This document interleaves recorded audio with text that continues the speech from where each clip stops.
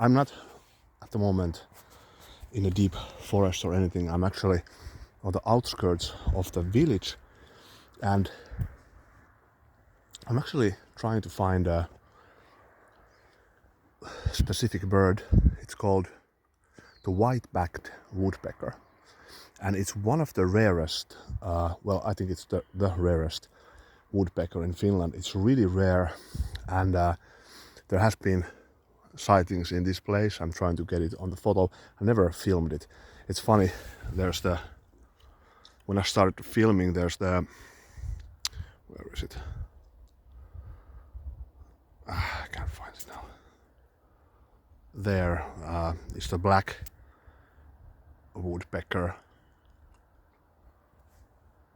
which is also a nice bird. So I'm on a hill right on the outskirts of the village, so you hear the sounds of the cars. Maybe I will try actually to film also that it flew away, the black woodpecker. So I'm really near the village. See, there's the street, there's a lake. It's actually a very good lake with perch, kind of a deep lake. Has also trout. It actually came back, the black woodpecker, so I'm going to film it. It's also not too common. Just came there on this dead tree. It's actually the sound of it. It's kind of a sound of a wilderness. It's a famous painting by Finnish national painter actually Gallen Gallel. I will put it actually here, the painting of this. Okay, well, it went away. Well, if I would have been very eager to film it, I would not have done the video. Yeah, so they actually live very near where I live. There's a cliff, and I can film them every day. So I will continue with the search of the white-backed woodpecker. I actually got a confirmation that the eagle that I was mentioning in the last video, that was actually a golden eagle. So I can add that to the list of the wildlife. I have a picture of it. Really bad, really lousy one, really far away, but I can see the kind of, how do you say, the profile. And then a friend of mine also saw one who's also an outdoorsman here. Funny, again, there is the black woodpecker. Just feel like it's following me. It's on that dead tree top. I am on this hill and having a just tea from my trusted kuksa. By the way, I've used this kuksa now, I think maybe even 30 years. So goes to show they're really durable. I have many kuksas. Well, I will continue with the review from my garden. Now let's get to the point. So 2 knives, very similar, and this was very much requested on the channel, this comparison, so I thought I'd do it. Yeah, where to start with these ones?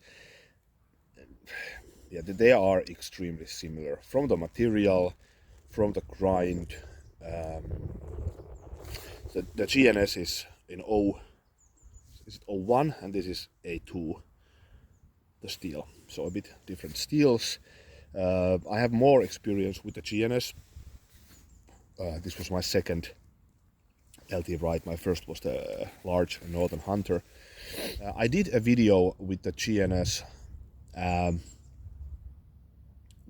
was last April, and I really think, I still think, and I thought then that this is my favorite bushcrafter, the GNS, and it still is, I could say, my favorite, or one of the favorites. I love the handle. you can check the review. Beautifully rounded, so comfortable in the hand. I have the gloves on, it doesn't matter. Yeah, just love. I can't find really anything negative about this. Yeah, and the grind has, or the steel has held nicely. A few times I have sharpened it, and of course stroked it. Yeah, black micarta handle. This is green micarta.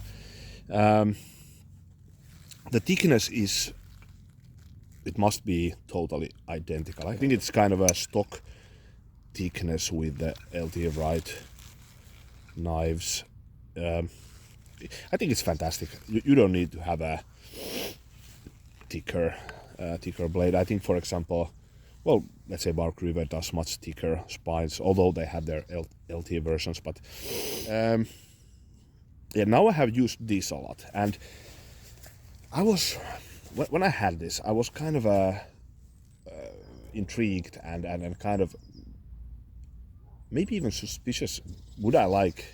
How would this compare to this? I thought this is going to be better. I thought I would like this more. I can't say which one is better. That I can't say, but I can say at the moment that I like this Genesis a bit more for my use. And but I love both of these. Both of them are great knives. People have been asking like which one I would pick, or which one would I recommend. And I would say you can't go wrong with either one. And it, of course, it depends on the grind. So now we're talking about Scandi grinds. So this comes with full flat, and this comes with saber. So yeah, that of course GNS with saber and this with full flat would be a totally different story. But with the Scandi, I do prefer this. I like the nimbleness of this.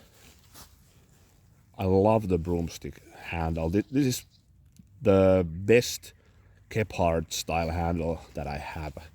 There's no hot spots. This thumb scallop doesn't. I thought actually first that this could be a problem. There's a little bit of a, well, it's not sharp, but it's kind of a ridge here.